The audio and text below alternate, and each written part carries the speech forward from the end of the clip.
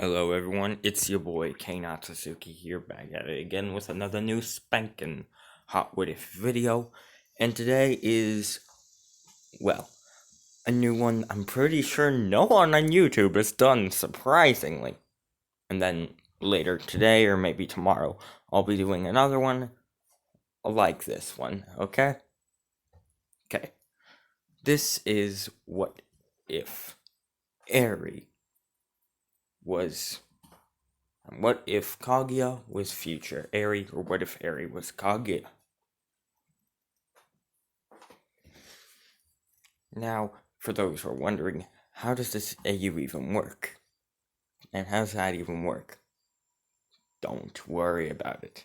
I have that completely sorted out. For those who are also wondering what the hell is this awesome looking picture, this is a picture that I really like, and I want you guys to tell me in the comments, do you want me to make this my new profile picture? If so, then put a infinity emoji in the comments. If not, then put a penguin emoji in the comments, okay? But without any further ado, let us begin this AU. Now, for those who are wondering, how does this exactly work? It's a bit confusing, actually.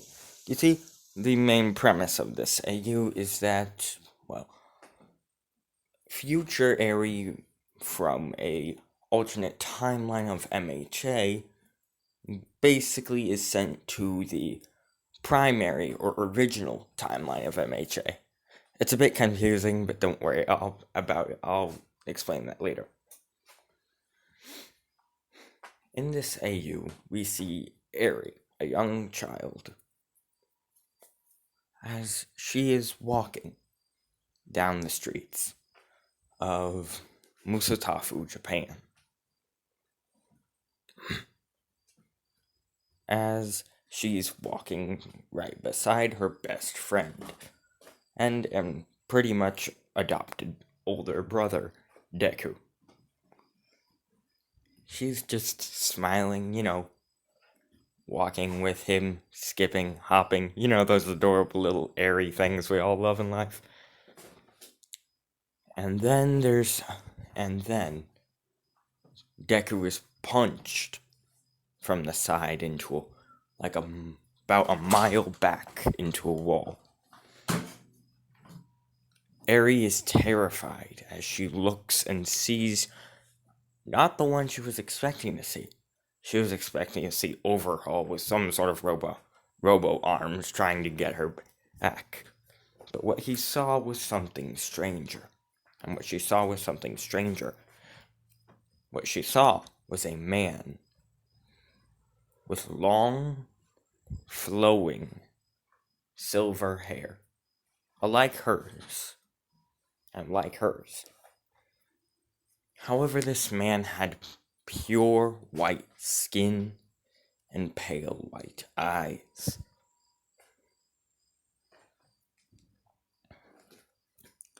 Eri then said, "Who are you? And why do you do that?"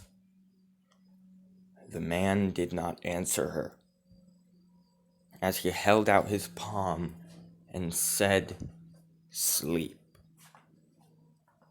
And just like Enmu from Demon Slayer, a pulse irradiated from his hand without the weird, creepy mouth, as Eri then fell asleep. We go to Deku, who gets out of the rubble that he was blasted into and rushes at the person who what he appears to be knocked out Eri. As he rushes at the person and says, "Who are you and why are you doing this? Was it Overhaul who sent you?" The man seemed puzzled, as he then said, Who in the hell is Overhaul? He must be one of your human villains, I presume. Deku was confused for a moment. Human? I thought all of us were human. And then the man said, I don't really care. Either way, I got what I came for. So I'll eradicate you, you piece of this inferior species. As the man held out his hand, and suddenly, out of his very palm, formed a white and black energy spear. As he then held it in his hand and rushed at Deku. Deku was confused, but tried to fight against the man. However, he was 1,000 times stronger than anything Deku could ever imagine. Deku tried using everything. AP shot, air pressure attacks. He tried using everything. Even his infinite form. Which, as we know, if he does infinite without Eri using his power, it hurts him a lot. But by this time, Deku had already achieved the maximum percent of power that he was allowed, meaning that this is Deku in his strongest form, as he was swinging at the man. However, the man was not phased at all, even to Deku's final form, as he then said, "Is that all?" Pfft, weak. As the man then said,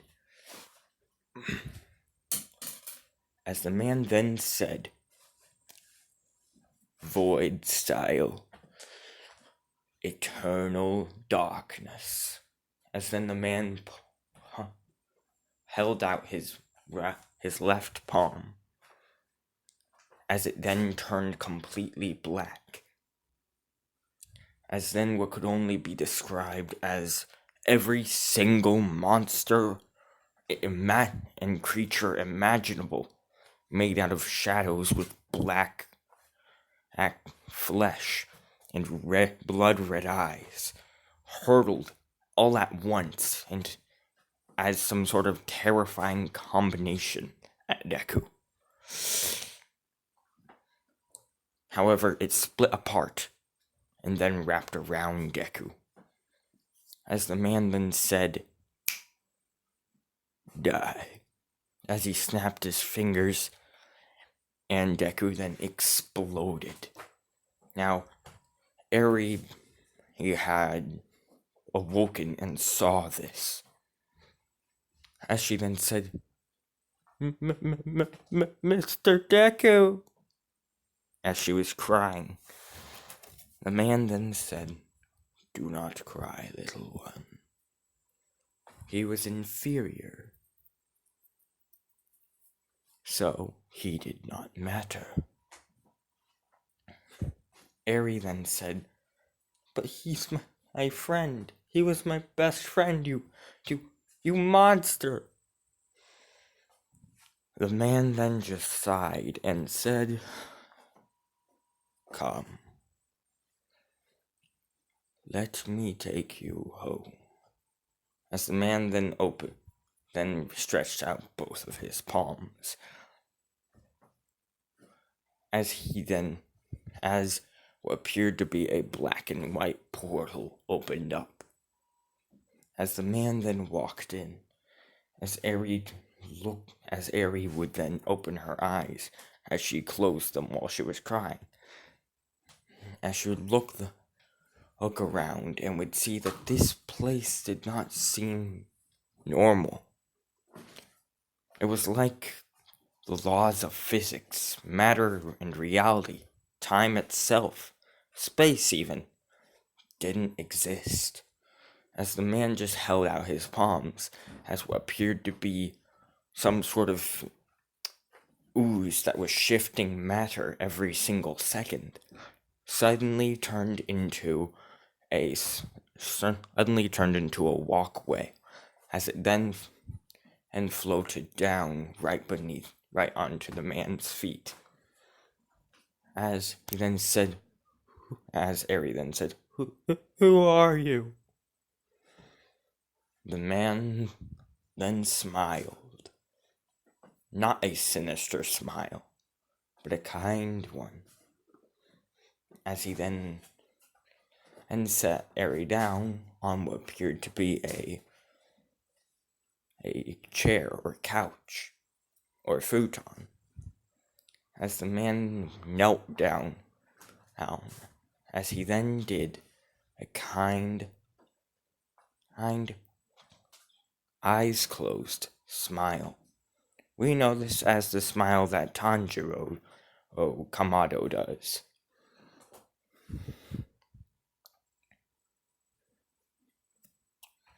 He then said, I am Urashiki, Otsutsuki. I am the last of my kind, disappointingly.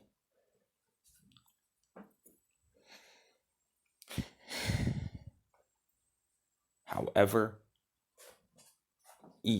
I did not really care for them. They destroyed worlds, conquered, took lives even. I predict within the next 100 years they'll come back, and they would have come back and destroyed your world once more, like they did 1,000 years ago, and 1,000 years before that, and so on and so forth. Every 1,000 years, they would come forth to your planet and harvest its life energy, and devouring the souls of the innocent. Only for power. I was disgusted by them, and ended them all. However, I've gotten severely lonely. So I decided that I would adopt a mortal as a child of mine. As he then said, I have noticed that you have lived a terrible life so far. Aside from those people who saved you, you've been beaten. You've been harmed, used. Hell, you've been taken apart and put back together, quite literally. On an atomic level.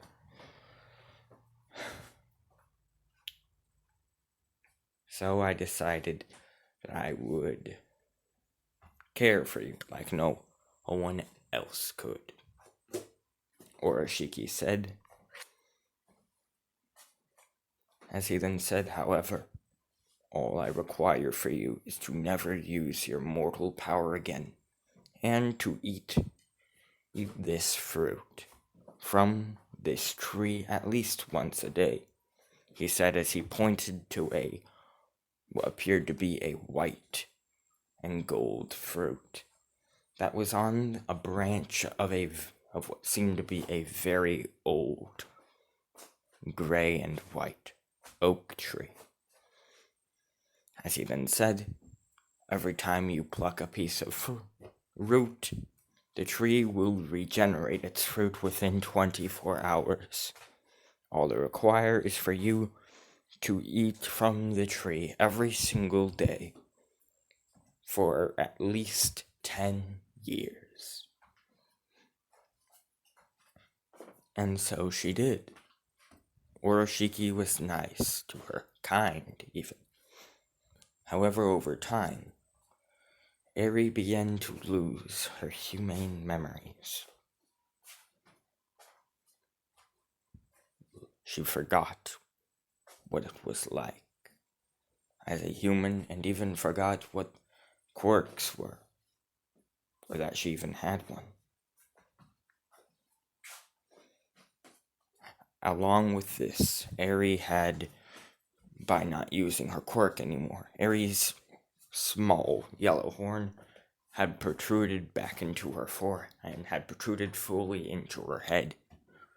However, due to something else too, her hair had turned longer and her skin had become paler.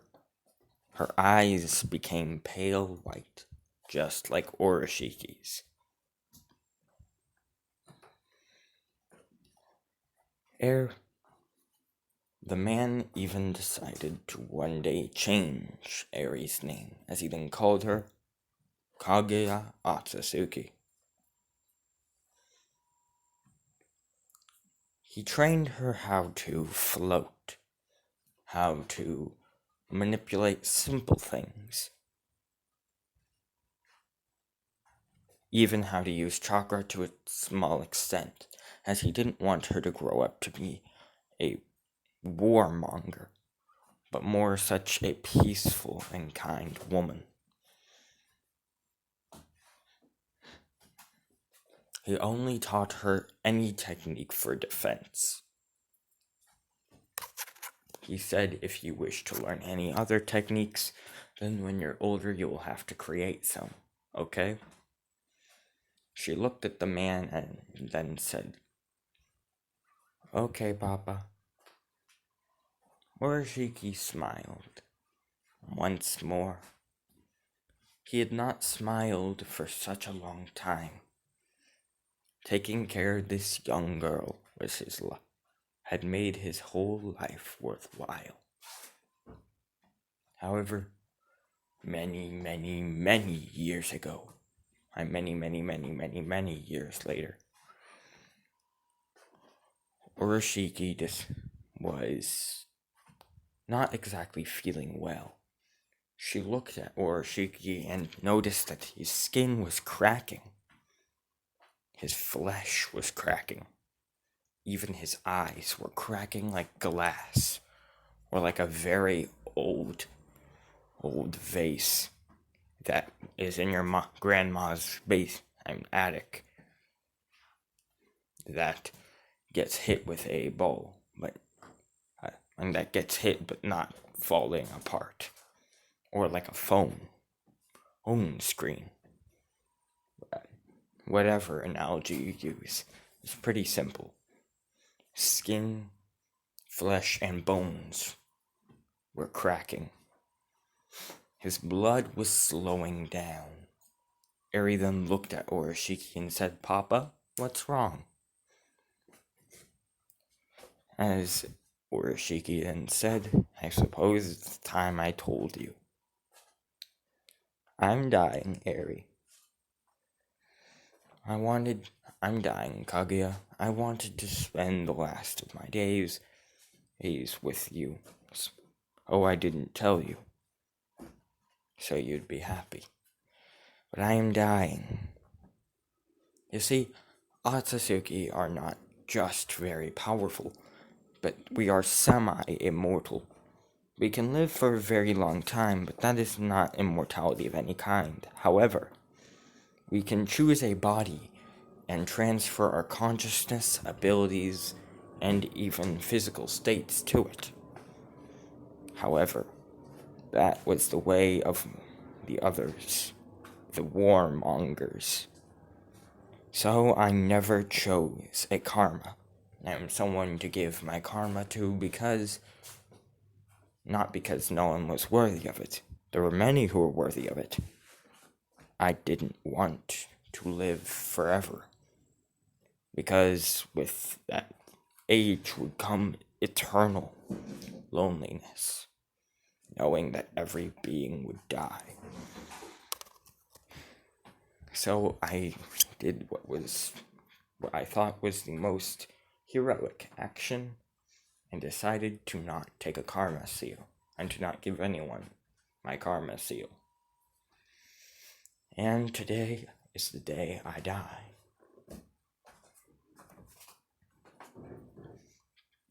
Urashiki said. Kaguya was in fear and terror. She was even crying. Remember, this is pre-chakra fruit, Kaguya, so she does not have her horns yet. As she then said, What? As he then said, calm down, young one. Calm down, little one. I will die, but you will live. And as a gift, I will send you out into the world once, into the other worlds once more. However, I must warn you, where I will send you has no concept of space, and is a place out of the concepts of space and time, and even reality and physics here. Things do not shift. If matter, you cannot control it so easily. And, well, there are things such as time. Time runs on a 12-hour basis. There are two concepts of time that make up 24 hours a day: night and day, or AM and PM. What I'm going to do is send you back to an alternate time, and to an alternate timeline of the place I once found you. Now, Eri, aka Kaguya, have forgotten everything about the place that Urashiki found her at. However, for those who are wondering, no, I'm not saying Boroshiki, I'm saying Oroshiki, okay? O-R, Shiki, Urashiki. That Urashiki found her at. The only thing she remembered was a green boy that she cared for, and was a green-haired boy, but that was pretty much it. As then suddenly, wabam! Eri was teleported to what she could only guess was a desolate world. It was white, gray, and cyan blue and silver. She saw buildings that were like hers. Hers in her home world, but very much smaller. Like very, very, very smaller, like 10,000 times smaller. Now these buildings looked like giant towers and the houses were like giant flowers or roses at the top. As she would look and would see other Otsutsuki. However, they were not like her. Yes, unlike her or Urashiki. They were different. How could I put it?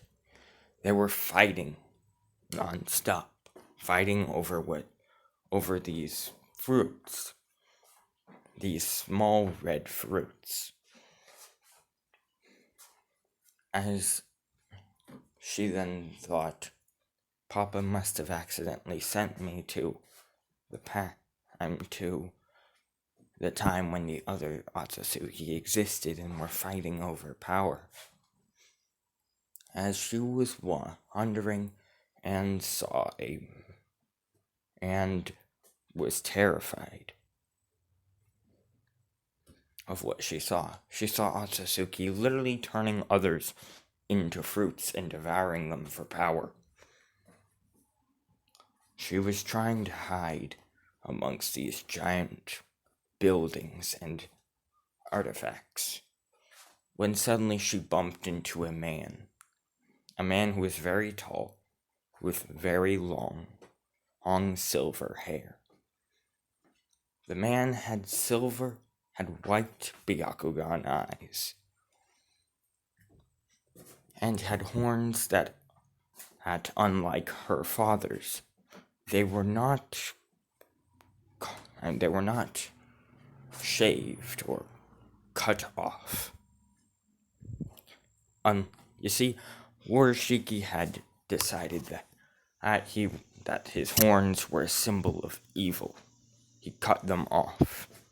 Well, more such, he broke them off with his own bare hands, and so he only had 2 stubs remaining. However, this man had very long and powerful looking brown horns and looking white horns. As the man then turned around to see the girl who had just bumped into him, as he turned around, but he didn't have like a power-hungry, angry face like the other Otsutsuki did. Instead, he just smiled at her the same way her father did, and Urashiki did. As she looked at the man, as he then said, hello, young one. She was confused as she looked at the man and said, who are you? As the man then said, oh, I am Urashiki Otsutsuki. I am the king of the Otsutsuki. As he then bowed kindly to her. She was confused. But she began to cry. Urashiki was confused. Why was this girl, who seemed only 1,000 years old, crying?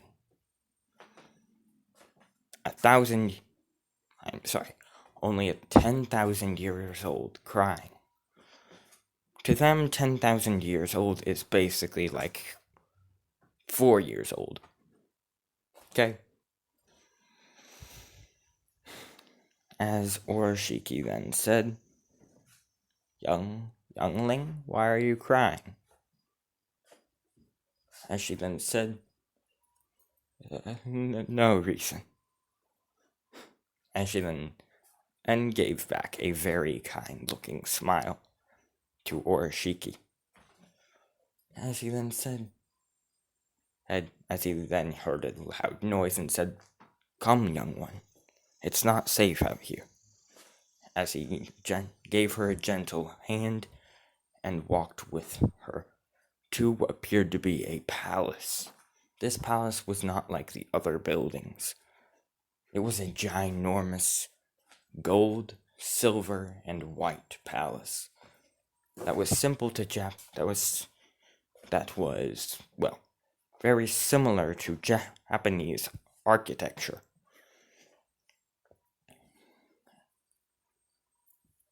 As the man who she could only guess was past Urashiki, then said, there we are. You're safe, young one. As he looked at her with a smile on his face. As she then said, where are we? As he then said, well, what do you mean, young one? There are many things. We could be in another. There could be the timeline we're in, the reality we're in, the very concept of creation that we are in. As he then said, timeline and world. As he then said, we are on Corona, the 17th Otsutsuki world. For some reason, my people are very greedy. They want other worlds to conquer, so they can have more power. But I do not want that much power. After all, I was born already very exceptional in skill. As he then said, so, what do you mean by timeline? As she then said, well, where are we in time, and what are the events of this timeline, and that happened so far? As he then said, well, let's see, we are, tell me when you were, tell me what was the time where you were from. As she then said, okay, in Otsutsuki years, it was the year,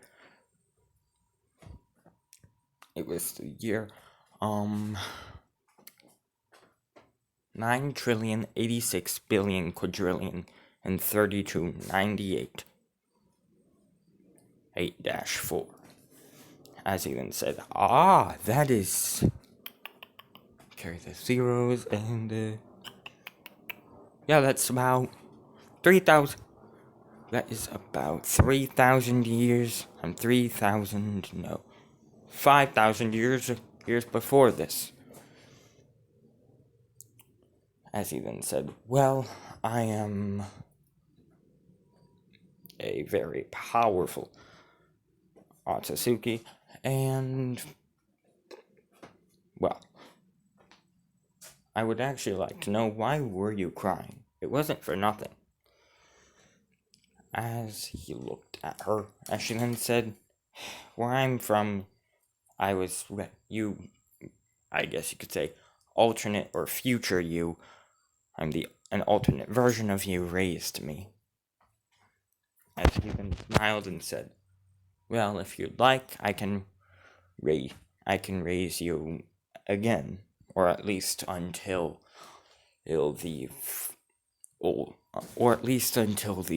fools my father still goes by. And the fools that my father goes by command you to go to a world and absorb it and collect your first chakra fruit, which I'm really against. However, I'm technically king in waiting. I don't want to be king, though. And my father goes with all the rules of the old farts, or the Otsutsuki Council. As he then said, pretty much, they decide when an Otsutsuki is old enough to go out and get their first chakra fruit. He said,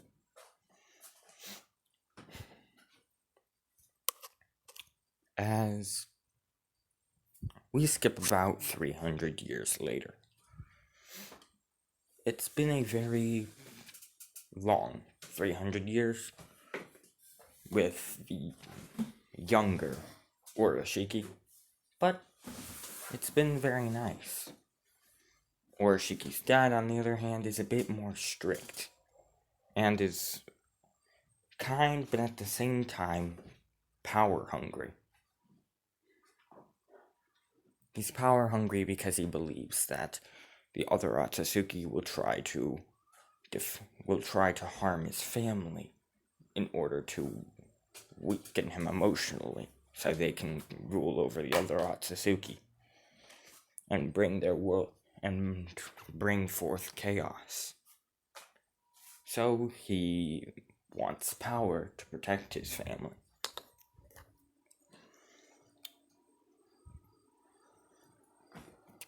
As she walked up to this, as one day she met a boy. This boy was named Urashiki. Urashiki had one giant horn that went around his whole head.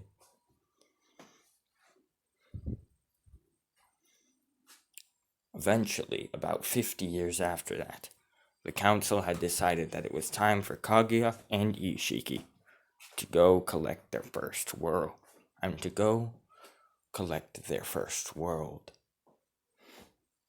She said goodbye to Urashiki and left. However, little did she know that night Urashiki would be assassinated. That a couple years after that, Urashiki would be assassinated. By the time they got to Earth, Urashiki would have been assassinated. When she heard that news, she had realized that her father sent her in an alternate timeline, as in the one she was in, he was alive. But in this one, he apparently died.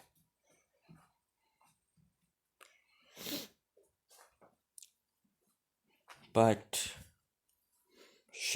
But Ishiki was a bit nicer. However, he still was very power hungry and a bit rude at times. One day, while she was walking on Earth looking for the chakra fruit, she met with another man. And she met with a human named Tenji. Tenji reminded her a lot of this green-haired boy that she could not get out of her head. He wanted peace, to protect the innocent from those who were cruel and mean. And she smiled at this. So, over time, she and Tenji grew into a small relationship and eventually had children. However, days after that, Tenji had discovered that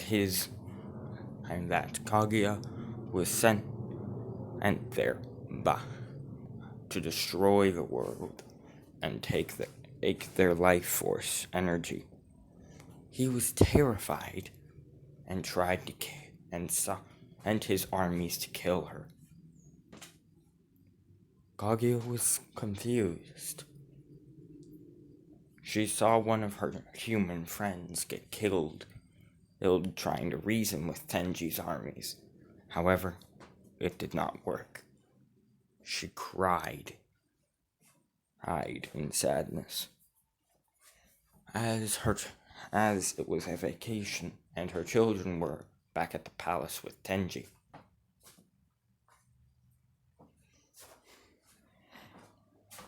The woman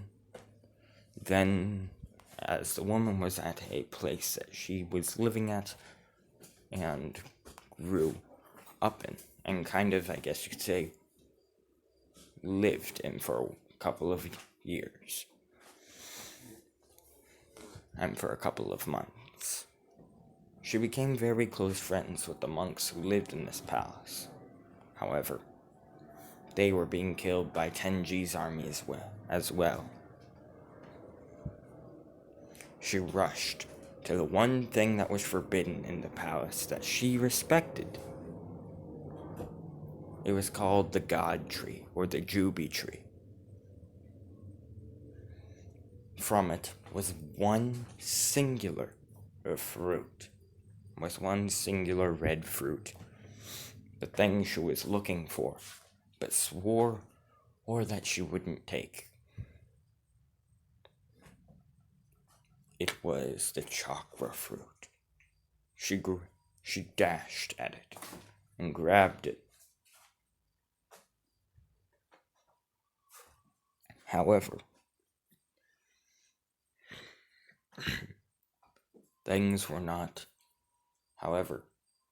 she was being attacked by even more arrows from the side and was scared. She grabbed the chakra fruit in an attempt to protect it from everyone, but realized that it was her only hope. She devoured the fruit as a third eye then opened up in her forehead. 2 horns, similar to the one she had long ago, but bigger and brown, formed out of her hair. Her outfit even began to morph into something a lot different. As the young girl, who looked very weak and slim, turned into this.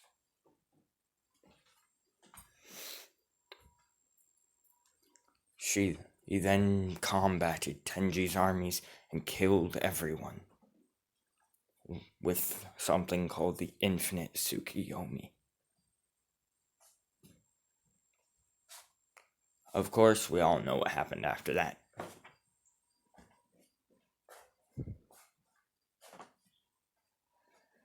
Now we go to many, many, many years after that. The time of the 4th Great Ninja War. The two decided that Team 7 was about to seal away Kaguya, as Kaguya was obviously trying to annihilate them. However, something came up in her mind. Wait, if this is a timeline, wait a minute, if this is an alternate timeline, and I am sealed away, then that means that I'll see the green-haired boy again. As she then willingly allowed herself to get Chibaku Tensei'd. Of course, Zetsu was confused as he then said, "Mother, why are you doing this?" And she then said, "Zetsu, I'm not going to resist for a reason." As suddenly, stones began to form around her, as she then floated up in the sky, replacing the one moon.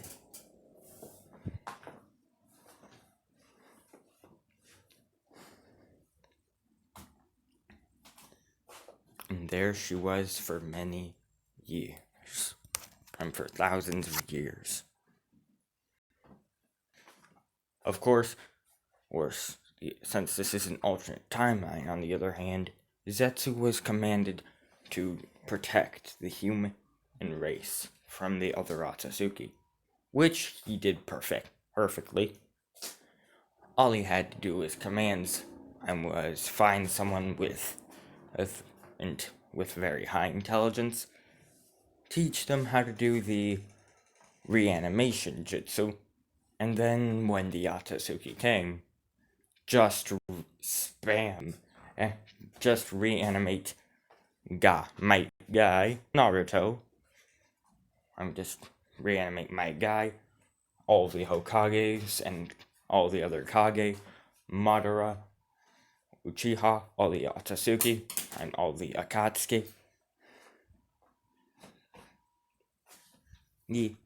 Jiraiya. Basically just an armada of reanimation jutsus, and the Otsutsuki stood no chance. After all, they couldn't burn them, they couldn't hurt them. They just were immortal, undead soldiers that they could not beat.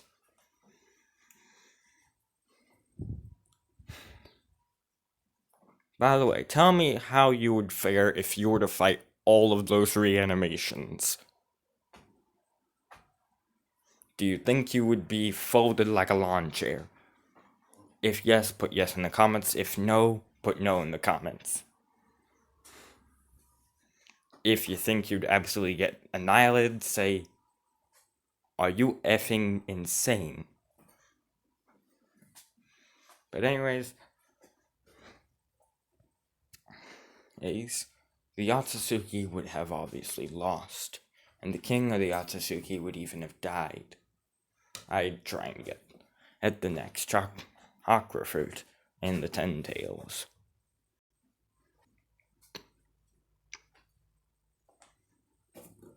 And then there was peace for many, many, many years, until eventually chakra devolved. As eventually what was once the almighty power of chakra became the lesser and weaker power of quirks.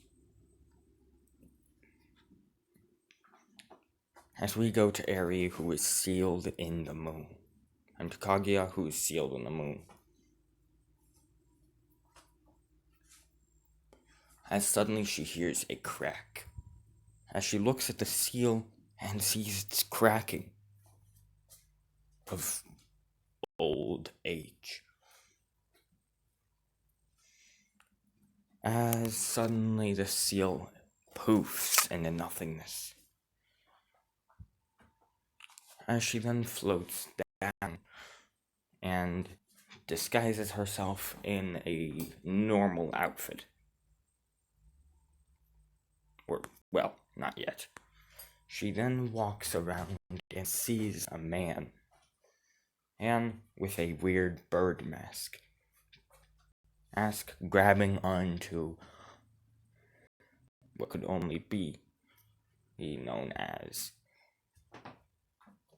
a little girl with a small horn and 2 red eyes. Kaguya, for some reason, got angry at the man. She was about to attack him. As she saw that there was a whole bunch of destruction happening. She was about to attack the man when suddenly a boy with green hair jumped with what appeared to be green lightning. This confused her as she did not know that such thing existed. Sorry, my brother's phone's going off. Urashiki, wake up. As she saw the green-haired boy's hair then light up as he grabbed the girl and put her on his back as he was going to fight. What a couple of minutes ago was a small man in a bird mask with a green and purple jacket of sorts. Now it was a terrifying flesh bird monster thing. As she merely observed the boy, who then gave the man quite the beating.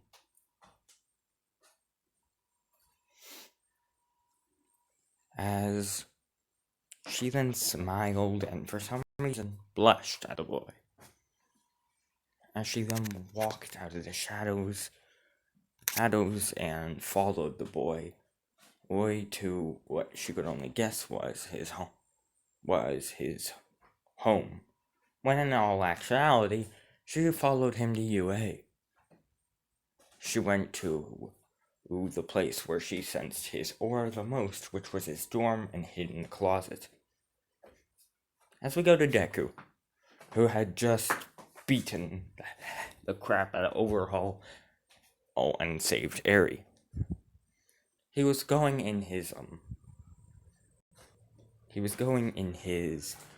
dorm to change as he opened his closet and screamed as he saw a very tall, pale, white-skinned woman with silver blonde hair and horns and what appeared to be a third closed eye. The man. As that's where I'm ending this part off. Hope y'all enjoyed part 1 of what if Eri was Kaguya, or what if Kaguya was future Eri. I hope y'all enjoyed this. Please like, share, comment, subscribe, and I'll see y'all later. And skadoosh.